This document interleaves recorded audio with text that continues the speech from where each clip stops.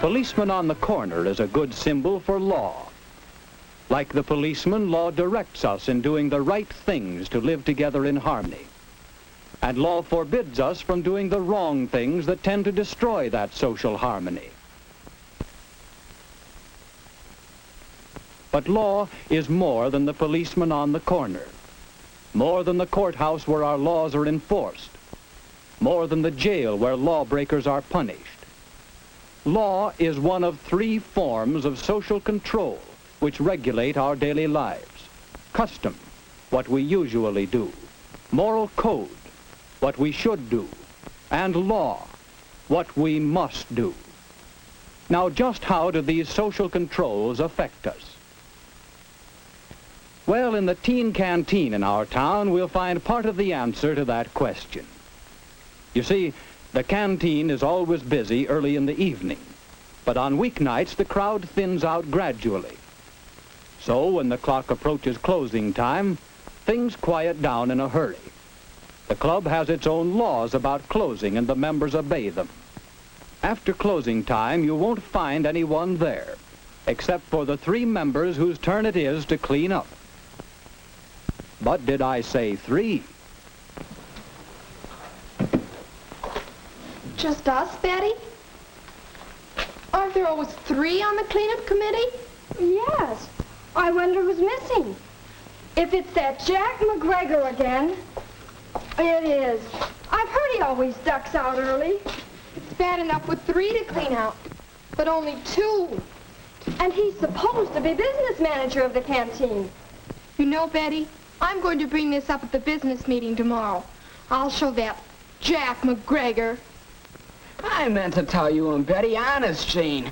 My dad insisted that I be in the house by 11 o'clock. Can't you explain to him? He wouldn't want you to run out on your responsibility, would he? Take it easy. We're not getting anywhere this way. Staying to clean up is a problem with a lot of us. Even though I'm the chairman of the canteen, I've had to skip cleanup duty to keep from being out too late. Say, maybe weeknights we ought to close the canteen earlier. You'll never get anyone to agree to that.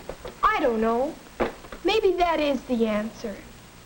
Tell you what, let's meet again when we can have our advisors in to help us work this thing out.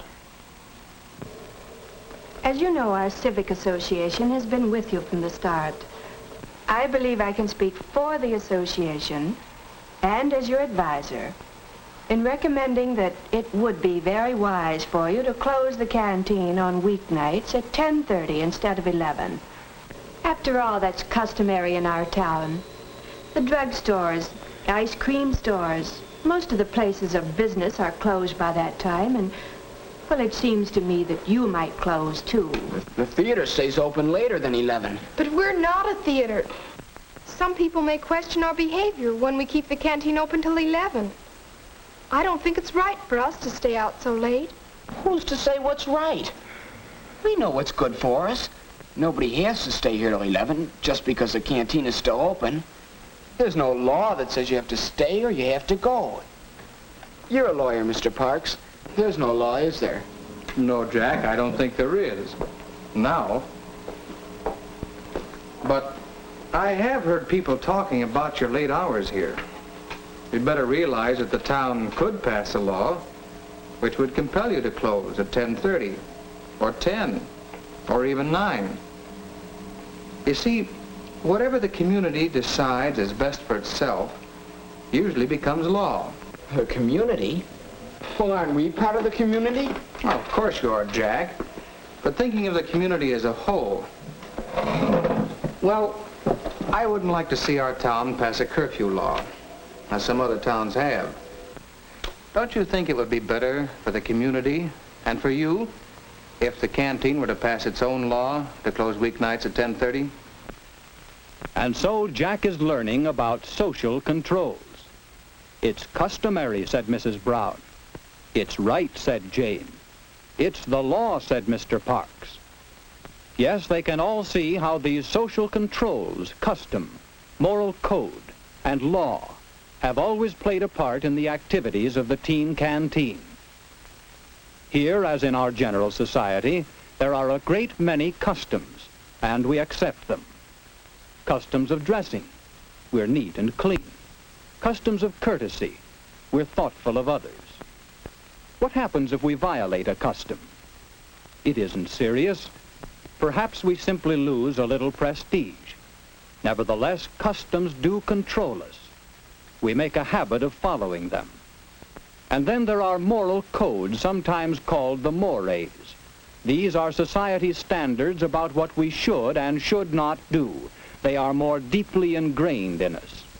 We simply don't cheat in games. We in the society in which we live think that's the proper way. In the canteen, there's no drinking or gambling.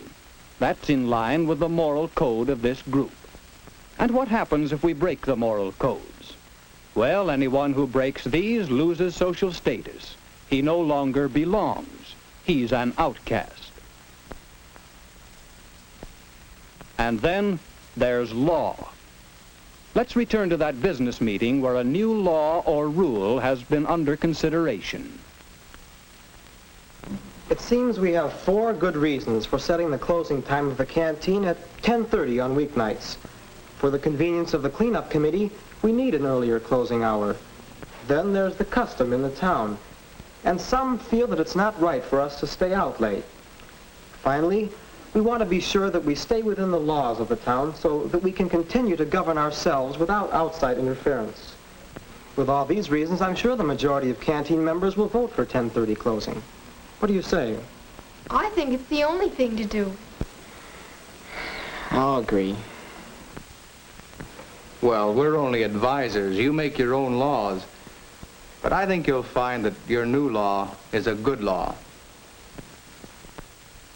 Law is a whole body of rules for our conduct made by representatives of the people and enforced by established means. We all know that there are many don'ts in the laws we make.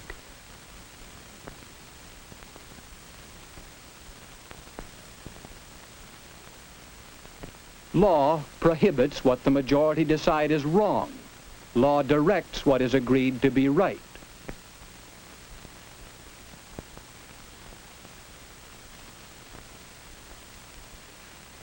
Laws require you to go to school so that you and society will benefit, and laws provide the schools for you to attend.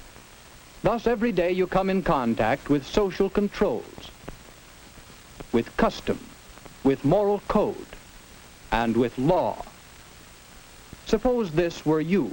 What social controls affect you? Well, in your family, and your school, and your church. In your whole community, there are customs and moral codes which guide your actions. Many of these customs and mores are enacted into formal laws. The town or city in which you live has laws which control you. There are state laws passed and enforced by state governments. And the federal government in your name makes laws which affect you. And we are hopefully working toward a still higher level of law, the law of nations united for world peace. You are guided by all these laws and controls.